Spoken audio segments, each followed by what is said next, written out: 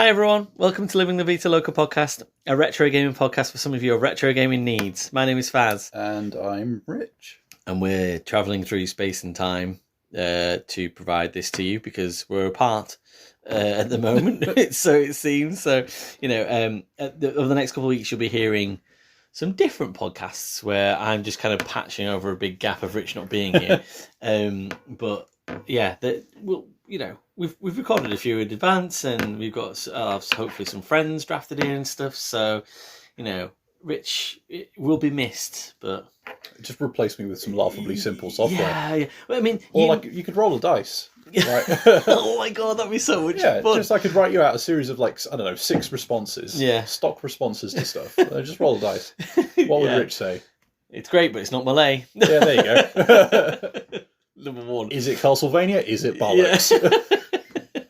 I think that you did make a good point. This isn't me blowing smoke up our ass, but you made a good point the other day, sort of saying that at least you can't AI this shit that we put out. Like, as in, you can't. I'd like to think not. You can't AI two people sat in a room not fucking knowing what's going to happen next. Like, as in, really? Like, I've listened to AI generated podcasts. They're too slick. They're too good. I didn't know it existed. Until you sort of said it's a thing that exists. Yeah, I mean, obviously, of course it does. Yeah, of course it does. But it's not going to stick random swear words in the middle of sentences. It's not going to rummage through barrels of sweets. It's not going to forget to research stuff. It's not going to turn up. What was it you said one time recently? Like, oh yeah, what was the kind of general critical reception for this game when it came out? I was like, I don't know. Fuck knows. Yeah, it would know. It would know. It would go and find out, and it would tell you. Yeah, exactly. And it would be confident doing it. And it also wouldn't fuck up the regularity of the free play fortnightly, because it's only been a week since the last free play, and here we are, 2 weeks, inverted commas, later. Yeah, stick that in your AI pipe and smoke it. Just imagine some sort of R2-D2 bot head blowing up somewhere, just does not compute, not fucking fortnightly. Start swearing in the middle of sentences. So, your turn. You go first. Right. Hit me with the horn. Cool. So I. Oh wait, we should explain what free play is, really, shouldn't we? Even though we've just done it. It's not fortnightly. Yeah. Even though we just did it the last episode, which was actually about 15 minutes ago in our real life, when we record these on the same night. Free play fortnightly is where we both take a game, play it, bring the game review to the game. Sorry. Steady up. AI would have nailed that. I've got the giggles. Oh, he's gone. So we both play a game, bring it to the table, and review said game. What's happened? And then the other person scores it, and we hope that their score that they give basically lines up with what we had in mind. I don't know why I'm laughing. Why are you laughing? I don't know. I'm just having a nice time. Right. Just having a good time. Go for it. Right. You calm down. I'm sorry. I am going to talk to you a little bit about something that is lurking on the Mega Drive Mini 2. Mm-hmm. So we are going to... Sounds dangerous. We are going to talk Super Locomotive. Oh, yeah. What? That sounds great. Yeah. Well... it's super, even. It does sound super. It's a 1982 game that was seemingly going to get put on the Mega Drive at one point, got shelved for whatever reason, because it was most of the way through development, I think it was. Okay. And then as part of the process of collecting games to put on the Mega Drive Mini 2, M2 had a look and were like, why don't we just finish this and pop this on there as a cool little bonus. So what was it being developed for in the first place? Do we know what that... Well, this... I am not sure because I did not research it. That's fine. Thank you again, AI podcast. No, I basically plugged in the Mega Drive Mini 2 yesterday. Okay. Just because I was like, you know what, I haven't played it for a while. Looking for something to podcast. Going to muck about. Well, not necessarily, because I was going to talk about something else. Okay. And I was like, you know what, I never spent any time with that Super Locomotive game. Played it and was like, yeah, I'm just going to talk about this instead. So there is freewheeling nonsense that I usually bring, and then there is this. I do not know what is going to happen. So yeah, it's technically a 1982 game that I imagine if it's 1982, you're probably looking at whatever the Japanese equivalent of the Master System was, and this would have been a port of that or something. Yeah, okay. But I'll look that up for the blurb. well, technically, this came out in 2022. Wow. Okay. Officially, yeah. Like it's 2022 because it's on the Mega Drive 2. So yeah, it's on the menus when you go through the all the setup and all that kind of stuff and get into the game. It is listed as 2022. However, on the title screen for the game, once you're in it, it says 1982.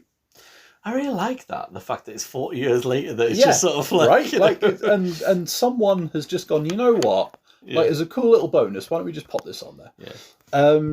And yeah, so when it comes to sort of what it was being made for, it's a bit of a tricky situation, I guess. So, you play as a train. Yeah. You might have been able to guess. You have to get from one station to another. No, I wouldn't have guessed that. Okay. You basically have two screens to watch. Kind of like there was a Jeff Minter shoot 'em up that did a kind of similar thing where you had a sort of side-on view on one thing and like in this case it's a top-down view in the other screen. So on your top-down view, you start at a station. You've got, I think it's like 3, maybe 4, sometimes kind of tracks to move between. And then you will eventually get to another station, right? So there's no like corners or anything like that. You are switching tracks, and that's kind of it. And then the view underneath is side on. So when you have things like planes or other trains coming up behind you or dropping bombs on you and stuff like that, you can see how close they're getting and you can kind of adjust your speed to try and counteract them. And the idea is that, you just make it to the next station. You will have buffers that are in the way. You will have trains that are behind you chasing you. Some of them have muscles for reasons. Wait a minute. Haven't we had muscly trains recently on the podcast? Well, there was a passing mention in the Choaniki review. Thomas the Tank Engine. Yeah. Well, muscly trains. Is like, there's too many of them in this podcast recently. Don't worry about it. I did. That is the exact thing that I would have fucking nightmares around. Muscly trains. All right. Like, I mean, you say that you're making it sound like I'm occasionally mentioning them to just plant that seed, and then if I just keep doing it, it'll eventually. It's the kind of dream that starts off nice. Yeah, and then you end up getting chased by muscly trains. Yeah. That would be awful if the muscly trains got you because somebody kept mentioning muscly. Damn it, muscly trains.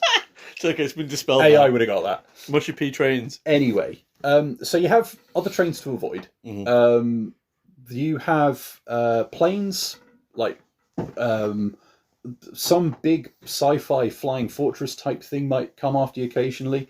Some of them will drop bombs, some of them will fire missiles. Like, what is on this train, I do not know, right? That you are trying to avoid all this lot. You can, like I say, switch between the tracks. Obviously, depending on how the track's laid out, you can't like double back on yourself or anything like that. So if you miss a turning, you're stuck until the next one. So occasionally, it can be a little bit frustrating where it feels like you're kind of picking a direction and then there's a buffer that you couldn't see coming and stuff like that. However, you do have like a little sort of turbo boost kind of button, which at the expense of some of your energy, you can go faster and like just blaze through buffers or like take out the trains if they're in front of you and all that kind of stuff. You've got oil that you can pick up to replenish your health, and you've got other little blue sort of cargo bits that you can pick up to give you some extra points. Yeah, and that is basically all there is to it. It's a proper arcadey high score run. See how long you last, get your high score, and get on that board. Kind of a deal. You do get like bonus levels or bonus scenes, I guess is probably more accurate. I don't know what's going on with them. Your train's just sat in the middle of the screen at the bottom of it, and then a plane flies past really, really quickly. And I think you're meant to do something with it. There's like a destroyed planes counter, but I was never once able to do the thing. What is the button that you press to do that? Yeah. So I hate when that happens in a game. Yeah. So I'm not sure what's going on with it, but it exists. And so, yeah, like I can kind of see... but did you ever play Flicky on the Mega Drive? No. So that's another like very sort of, I would argue, pure arcade kind of experience. type thing. I can kind of see why Flicky or something like that would get the nod over something like Super Locomotive when you're coming up with, say, your Mega Drive launch lineup or whatever. But this very much feels like it taps into a similar mindset, a similar kind of thing. And I know I talked about the Kung Fu recently and said you could kind of play it for score. Yeah. Like, that, as best as I could tell, didn't really track high scores or anything like that. It didn't kind of feed into that idea of being able to improve measurably. Yeah. Whereas this does. So at least it's got that going for it. I don't think it's the biggest, most complicated game in the world. Of course it's not. But like, it's colourful, it's bright, it moves quickly. And yeah, like you can sink some time into it. It does feel a little bit like you're kind of reliant on luck a little bit at the time, but as soon as you start to sort of get used to that risk reward little mechanic with the energy and stuff like that, it does sort of feel like it comes together a bit better. I think there's definitely like something that taps into a part of my brain that I liked with that sort of risk reward mechanic. And I say that because you remember I talked before now about Pico 8 and stuff like that, and where you can like code a game in, what was it, like Lua or whatever the language was. That I was once upon a time dabbling with trying to create like a shoot 'em up that had a not dissimilar kind of energy sort of mechanic thing going on with it. And I could never get it to work. And then I saw this and was like, oh, this is how it works. That's how you can get it to work. And it's not me saying like, oh, I can finally go and make this thing. I probably should. But like, it's really interesting to see that mechanic implemented that way. So like, granted, that's not going to appeal to everybody. Of course it's not. But for me personally, it was kind of cool. I mean, like what you're describing, this feels like the right point to jump in, is that in like 1992, 1993, I think it was on the Mega Drive, but I had it on MS-DOS, was a Thomas the Tank Engine race game. And it was a very similar sort of thing where you were racing against another engine, but that was quite nominal. It was just that you were trying to get through this, I guess, mess of tracks, if you will, to get to the next station as quickly as possible. Whereas obviously this one, and you could picked up, I think, party balloons they were that made you a bit quicker, or you could get stuck in tar that made you a bit slower. So obviously that's different from the energy system, but the similar sort of thing where it was like you had two things, either one, basically added and one detracted from, you getting there. So, and I always loved that, like as in, and I'm going to be honest, I've played it as recently as maybe a couple of years ago on the Mega Drive, like as in, when I was like showing it to my son, and it's just like, and I went back to it, I was like, this is fun. Like, it's in and I think that's the trick with this, because like, there is something fun about it. This is not the main reason that anybody's going to go buy a Mega Drive Mini 2, I am sure. But as a cool little add-on, seeing as you have bought this thing, I think it does the job quite nicely. I guess the other thing that I should mention is that there's like a nice little kind of ditty that plays while you're playing it. There's not much in the way of sound effects to speak of, really. And then beyond that, I think the only real like major criticism I've got is that because you are trying to watch two screens at the same time with two different perspectives, and you are having to look further down the track to see what's coming up, it kind of feels like you're almost having to look in three places at once. So you're, like, where your train is on the track, where you're going on the track, and what is about to hit you. And that can make it feel like you're dying sometimes and you don't really know what hit you, or like you're not entirely clear on why that bomb got you when you thought you were ahead of it, and things like that. It's a little bit it feels like maybe there could be more room for polish. But feels like it could have been a Nintendo DS with the two screens. Absolutely. Like it feels like there is something to it that was almost waiting for like a sequel kind of thing, or that I feel like there is a way to do it. And this game is a very good sort of proof of concept, nearly, for a set of mechanics. So like, it's fun. You are not going to spend hours with it, but it does a good job, and it's perfectly serviceable. And I definitely had more fun with it than I did with the Kung Fu. Okay. 5 out of 10. I think that's completely fair. Yeah, I think 5 out of that's 10. completely Yeah, fair. recommendation. Yeah. But not like, the most in depth of all games, and there's a few things that will make it difficult to do, and a few things that don't work in 2025. But I would like to play that game. Yeah, you know what I mean? Listen, and know fine well that I'd get an hour out of it, or 2 hours, or whatever it would be, and go, oh yeah, I could get some high score sort of competition going. And yeah, that's the thing. Like, it's definitely a recommendation. It's not a recommendation for the reason to go and buy a Mega Drive Mini 2. Yeah, it is. If you have bought one already, I recommend you check it out. Have a go. Yeah, brilliant. That's really cool. Those little nuggets are the kind of thing that we could be here for. That I'd imagine there's no AI podcasts anywhere doing Super Locomotive reviews. I sincerely hope not. Unless it's gone rogue. I mean, it probably did a much better job. No, that was good. Okay. From aeroplanes dropping bombs to aeroplanes dropping people. Medal of Honor Airborne. I genuinely thought you were going to say Dangon Feather, then, but never mind. It's fine. That's a me problem, not a you problem. Yes, I am a Medal of Honor-ite, if you will. Certainly of the earlier ilk. Medal of Honor is one of, and just speaking a bit like the Prince of Persia last week, Medal of Honor is one of those things where it's had a big gap. So Medal of Honor Airborne was the 11th Medal of Honor game, which was made in 2007. Now, I guess if you consider that Medal of Honor, I think it was 1997, 1998 maybe, it came out, DreamWorks Interactive, Steven Spielberg kind of sponsored and things, and then they got bought by EA, and that became EA Los Angeles, and but there's a lot of Medal of Honor games that is in, and they became almost like, COD kind of took over from being like that yearly World War game that Medal of Honor had started to do, really. We've spoken previously about Medal of Honor, and I really love the first ones. I think that Medal of Honor Allied Assault is possibly my favourite PC game of all time. Like, as in, it's just so good. Like, and if I had an ability to play it, this probably would have been where it was. But I was looking for the different Medal of Honor that is the one that's closest to Allied Assault that I felt like I could play, and that is Airborne. But yes, this is the 11th one, and then this was the last, if you don't count. So the last game that actually came out of Medal of Honor was on the Quest store, and in, I think, 2020 maybe.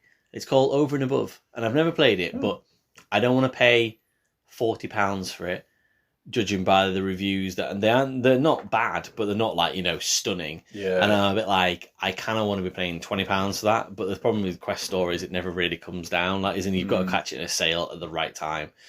When I do, I'll get that because I do love the series. But that was the last Medal of Honor game that came out, and then before that there was the two modern ones, Medal of Honor 2010, I think it was, and of that name, and Medal of Honor Warfighter, I think it was 2012-ish. So this one is almost the last World War II set one of the Medal of Honor series to come out, all the way back in 2007 for mainline consoles. So I've already reviewed a 2007 Medal of Honor game on this podcast. When we did our FPSs versus Shmups all the way back in like the teens episodes, I did Medal of Honor Heroes 2 for the PSP. And that came out the same year as this game, which is a weird thing to say because that got a 4 out of 10 from me, which isn't a recommendation. And that was a lot to do with first-person shooters not belong on the PSP, really. But also, it was very chuggy and very slow. And I remember saying at the time that the friendly AI and the enemy AI, like, they don't interact with each other pretty much. That is in, so they do, but nothing's happening. Like, you could stand there or hide behind a crate and watch two Germans fight against two US sort of like army, and nothing would happen. They'd just be shooting fake bullets at each other, and nothing really mattered around you. Jump to this game, and everything around you matters. And that's really interesting to see. So the whole idea, it's nothing new here. It's a first-person shooter set in the Second World War. You are, I believe, Private Boyd Travers, and you are in I've got this in my notes, this 82nd Airborne. And basically, you're introduced to this paratrooper. And I guess the shtick of this one is that, and obviously the name is all Airborne, that you jump into battle in parachutes. So it's quite a short game. It's only about 5 hours long, I'd say. That is in, but there are 6 missions. So you've got Operation Husky, which is 1943 Sicily invasion. Operation Avalanche, which is in 1943 going across to Naples Bay. Operation Neptune, which is part of Operation Overlord, which is the D-Day landings. That's one of them in 1944. Operation Market Garden, a famous operation that kind of went a bit wrong, really, in 1944 Netherlands. And then Operation Varsity, which is the operation in the crossing the Rhine in 1945. And then the 6th operation is kind of a made-up one, which is a bit interesting to know that the rest of them are very historically on point of an operation that you would have went in with.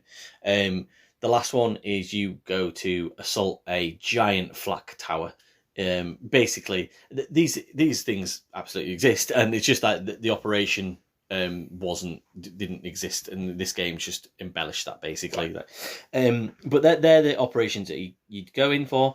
There is a briefing tent at the start of each mission, and that's really nice to see how natural that fits into the game. That is, it's not like, doesn't just give you your objectives on a piece of paper and things, go do this, go do that. Like you are sat there in this little mini theatre, and your captain's sort of saying, this is what we're going to do, you're airborne and stuff, and saying all the right things about, how you're going to defend your country and and then they'll go through, I guess, what is like a set map area, and you always parachute into these dynamic levels, and you can choose where you parachute into. Okay. There are green zones, which basically means there's no enemies around you, but only for about, I guess, like 10 meters. So you have to be quite accurate with where you hit them. Even if you land in a green zone, it's very easy to kind of misstep, if you will, into an entire fucking battalion of Nazis, or a tank. So there are, it's very. There's not a lot of room of error, basically, for this parachute. But I'd also say on the same time, it doesn't feel like there's a lot of peril. That is in there are not a lot of mechanics to that, really. So you can botch your landing. So basically, if you land awkwardly, that would mean that you take several seconds to get up. But if you're in one of these green areas, it doesn't really matter too much. Or you can get a slick landing where you're almost like landing to a run as well. Apart from that, that part of the game that makes it unique, really, from other first-person World War II shooters, there's not much to that part of it, really. It's more about the setting and the way that Medal of Honor goes about ensuring that you feel like you're part of a war zone. Whether the score, the Medal of Honor score, is just incredible. That is across the whole series, and it just gets better and better all the time. Like I said, Allied Assault, I'm just such a soft spot for, and that was when the score really hit its highs. But then this game came along about 3 or 4 years later and really uses that. There's a point where in the first mission where you are in Sicily and you're assaulting, I don't want to say, some ancient ruin basically, and you're getting to the top of this hill, and you've made your way through several waves of Nazis who are quite aggressive, obviously. That is, shooting you in the face. And when you get into the end of that level, the score is just rising and rising, and there's a groundswell of the main theme that is set to the battle. It's just, and you think about other first person shooters, and that's not always there. Like, as in everything has like different things. It manages to nail all the sound effects and also the score, whilst you have this fast paced moving environment around you. And Airborne does a brilliant job of that. But in general, there's nothing much that necessarily sets it aside from other, like the Call of Duties of the time or whatever would have been coming out. And this is PS3 we're talking about here, Xbox 360, and you can see why maybe this was possibly the last of the Medal of Honors. That is because it's not generic necessarily. That sounds like it's probably quite damning. But it's getting to the point where you kind of think, what is its selling point? Yeah. And you can see how they were trying to almost force in a bit more of the start of the mission. You always start off in your Junker airplane you're about to jump out of, and you can see where they're kind of hitting the beats of or everybody really enjoyed Band of Brothers, so let's kind of like talk in the same manner and you know, script it in the same way. And it works really, really well. Do you know what I mean? But you can just see where it started to not be the market leader anymore. It's almost copying other things to try and be the, you know, what it needs to be. Love me too. Yes, exactly. Yeah. But again, that sounds really bad, but it's not necessarily meant to be that damning. It's just almost, I just noted it in this one more than anything, that it felt like it wasn't, and it's not like it's lagging behind any other games either or anything. You just know that it's not like, you know, the forerunner anymore. Yeah, less of a leader, more of a follower. Yes, exactly. In general, it operates really quite well. Like, as in, you know, the gunplay is pretty good. Your weapons, they level up in a way that it's really strange. It kind of slows down to this slow-mo sort of screen where it tells you what, like, how your weapon has improved, but while you're still fighting, like, isn't it? And it's a bit annoying. Just like, it's almost like, so your weapon's alive. Yeah, it's so weird. Like, so your M1 Garand will suddenly, you know, end up with evolve. Yeah, pretty much. Like, it'll just get an iron sights on it or something, but you're trying to mow down like 3 guys at the same time, and it just goes, and it's like, comes up, what's like this? +1 M1 stat. Garand is evolving. Yeah. It just like, it is effectively, yeah, just like a fucking screen from Pokemon. Like, that's weird. But the actual, so the process of that happening is weird, but the mechanic of that happening is good. Like, it's kind of cool that almost like you get, rather than you leveling up as a person, it's almost like you just get little bits added to your toolkit to make it easier as you progress through the missions. And the more you use those weapons, the more those weapons get these little sort of incremental gains. So if you enjoy using your rifles more than your SMGs, etc., for example, then use them, because it will be worth it to you in the end. So yeah, that was just something to kind of note, really. The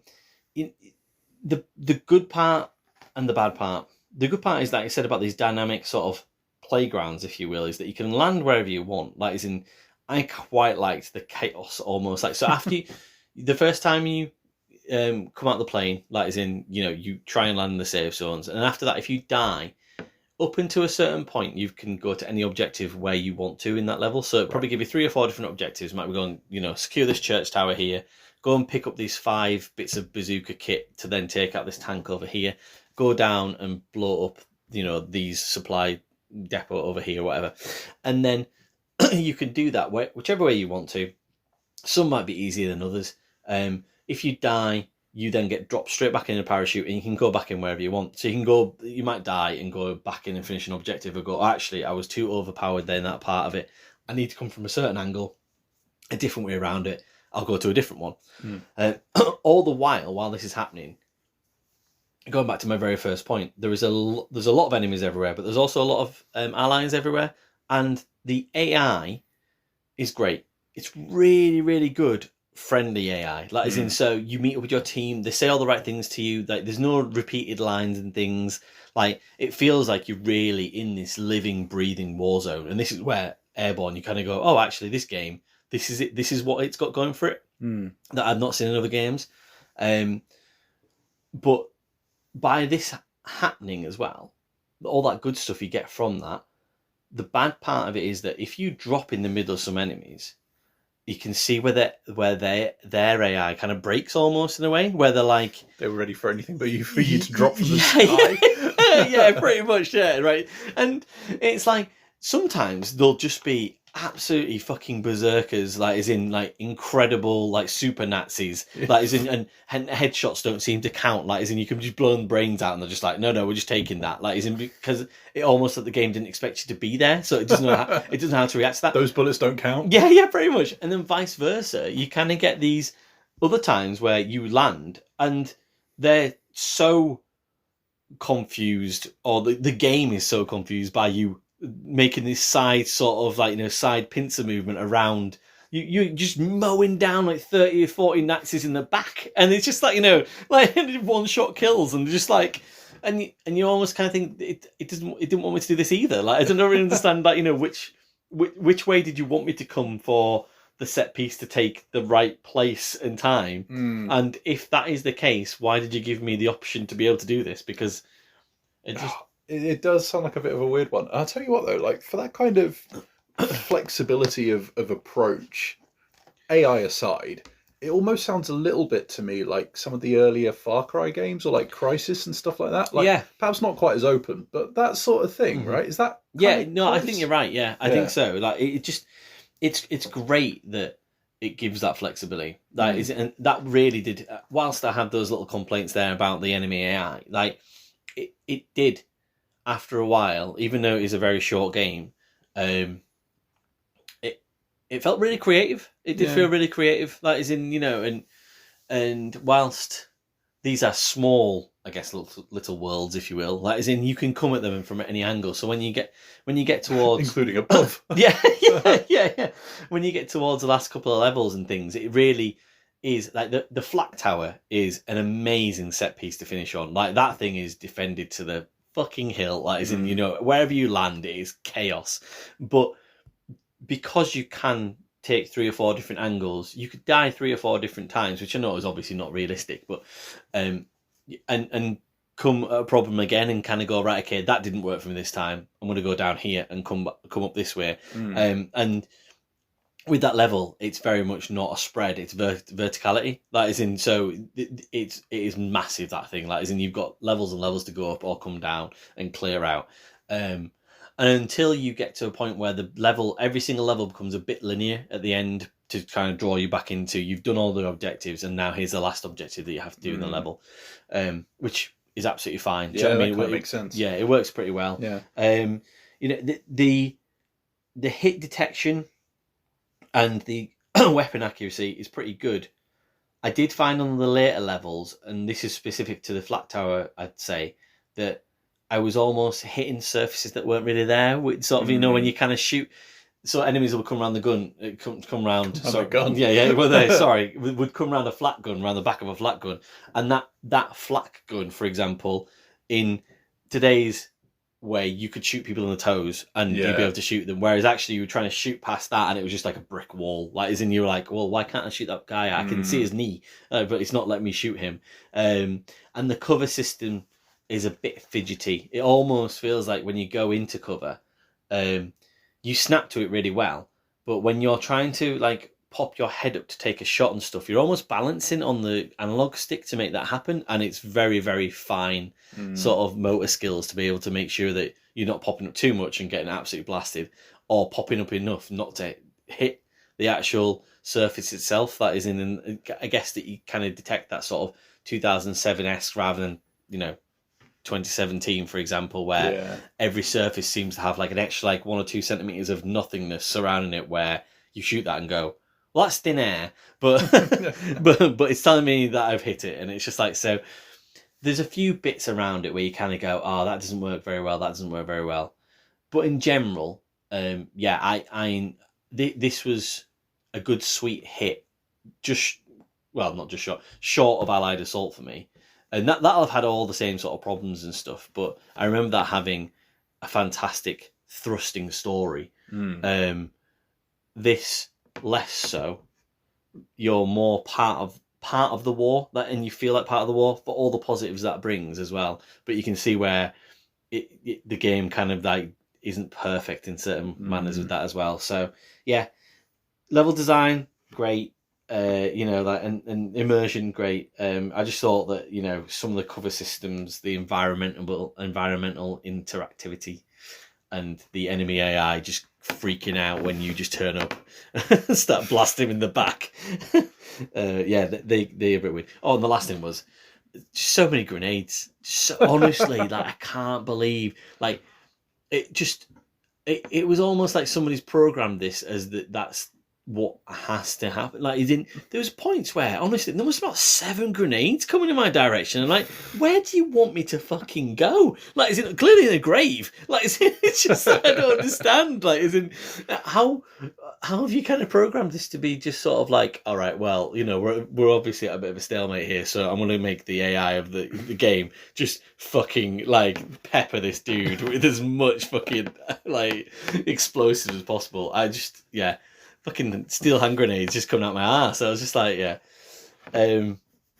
That could have been toned down, basically, is what I'm trying to say. I think that's fair enough.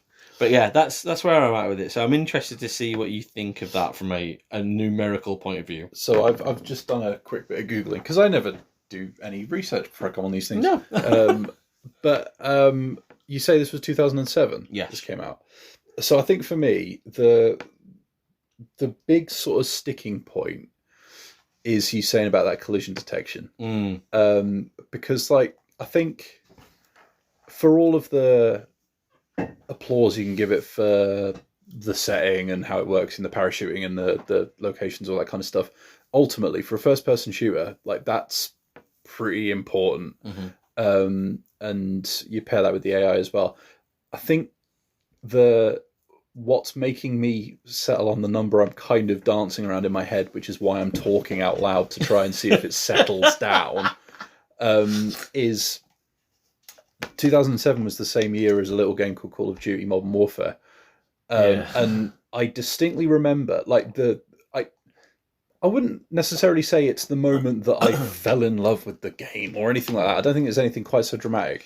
But you saying about that collision detection, for whatever reason, has recalled a long dormant memory of playing one of the maps that has a lot of, like, trucks and stuff like that on it, right? Me and a friend were playing with, like, sniper rifles and all that clobber, just mucking about. And we realised that, yeah, like you say, we could pull off shots that we were never able to pull off before through bits of scenery, like really tight gaps that back when, like you say, would have just been counted as a bit of wall or what have you. And like under trucks or between the cab and the back bit. And that's 2007. And like that was genuinely struck me. It's like, holy shit, like this is awesome.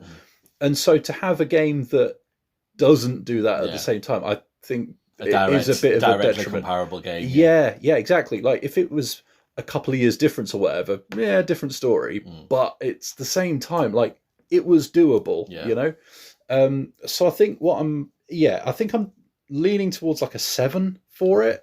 As like it sounds good, it sounds fun, but it sounds like it's coming with some caveats. Yeah, I had 6/7 written down, so I'm happy with that. Like, as in, I think that this is regarded as it's a top 5 Medal of Honor game out of like a 14 game series, for example. Like, it is a good game. Yeah, do you know what I mean? Like, as in, it's just not a classic. That is in, so it's a really good representation of World War II from a point of view of a paratrooper that would drop straight into a war zone and you wouldn't have a fucking clue what's going on. It'd be a bit crazy and stuff. That part almost sings. It's that good, and then you have that, like I say, that's immersive, and then you also get just all the best parts of Medal of Honor around that, in terms of they know to take all the best bits, almost like all the best set pieces from what might have happened in the war, you know, like from and rather doing because this wouldn't happen anyway, but you don't storm the beaches in Normandy. You land behind enemy lines and then you work your way back towards the beaches. All those things that have kind of probably been done before or spoke about before, but they do really well with that. Like I say, it's just the bits where you kind of go, like you say, hit detection is key. And the fact that Call of Duty was doing that back then, and this doesn't seem to be necessarily doing that as well as it should be. It's annoying. I think I would lean to a 6 personally, but then our scoring system says a 7. That is in, that isn't just that, is it? But that's kind of like where I was sat at. And I mean, I love Medal of Honor, like I said, as a series, and it's still a good game. Like it's 5 hours. I literally, it's two nights, and I was done with this, and I was like, and it was great. Do you know what I mean? It was breezy, super easy and nice to get through and stuff. And you can tweak the difficulty here and there. It's nice because it gives you a number of stars that you get on each mission.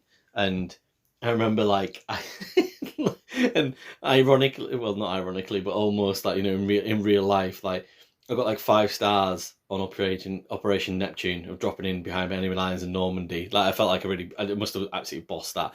And then Operation Market Garden that went to fucking hell in a handbasket, like in real life, and I got 1 star on that or something. I was like, I really like. That's another thing.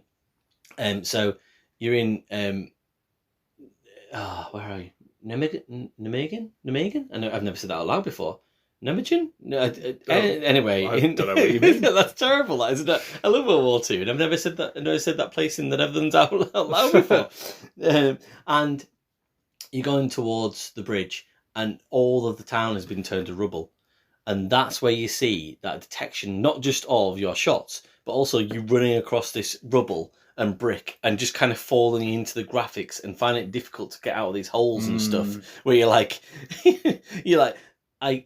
I sense I'm in a video game now because I'm really struggling to get over whatever obstacle has been put into my way, but it doesn't look like it's in my way. Like if I look down at my feet, like or where my feet would be, like as in I should be moving. Like it's not great for immersion though, is it? No, like, if they've gone to the effort of making you sit in a briefing tent Yeah. and then like chuck you out of a plane. Yeah. I could see how it would break the spell. Yeah, but I'd still recommend people to go back and play it nowadays. For that sort of PS3 start of the PS3 era, it looks great still. Really, it's really good. Not messy or blurry or anything at all. Which is not too brown. No, actually, right, there's. I would say this is one of the ones that seem to have escaped that. Right. Not like there's plenty of colour in and around the European operation. So, do you reckon it's the kind of game that history would have been kinder to had it come out not quite as close to Call of Duty 4? Maybe. I think that I think that there's just those ships passing in the night in so much that I think that having it sounds stupid because it shouldn't be something so reductive, but something becoming modern warfare and something being we've been in World War II since day dot for 10 years now, to see that difference there, and just to bring something almost like a bit more spicy, almost in a way, Call of Duty. I feel like it just had more. I don't know, because I've never played any of the single players of Call of Duty, but certainly from a multiplayer point of view, like you say, like around that time, 2007, 2008. That this had a multiplayer, but I imagine it would have died a death within a second if Call of Duty was out and about. Do you know what I mean? It just, and like I say, I think that amongst Medal of Honor fans, it's quite highly regarded. Probably comparative, if you put 100 games of 2007 and stuff, it would probably be like 80th or something like that. Do you know what I mean? It wouldn't be like it wouldn't be anywhere near the top or anything. It wouldn't be bothering Call of Duty, I don't think. No, I guess I'm just thinking like in a hypothetical universe where, say, for example, Call of Duty Modern Warfare still came out in 2007, but this came out in 2006. Yeah. Say, like, would we view it differently? It's interesting to think. I think that it probably would be. I think it probably would be. I think that it would be accepted as being the norm, and also like that being good norm. Yeah. And then, but like you say, gamers like yourself were seeing things where you had way more fidelity to be able to pull off these amazing shots. Within the same year. Once that happened, then genie's out of the bottle. Yeah, exactly. You go back to this and go, wait a minute, why am I just fucking pinging like a sandbag that's like nowhere near where that guy is, that's running around like a fucking headless chicken throwing 17 grenades at me, like whilst my gun's like leveling up mid battle. We deserve better than getting caught on rubble. Yeah. Shit. The heroes of World War II deserved more than getting caught on rubble, 75 years later. So, and on that note, that's solemn note. I don't know where to go with that now. Right? Okay. Bye. Cheers. Like, oh, that was a bad.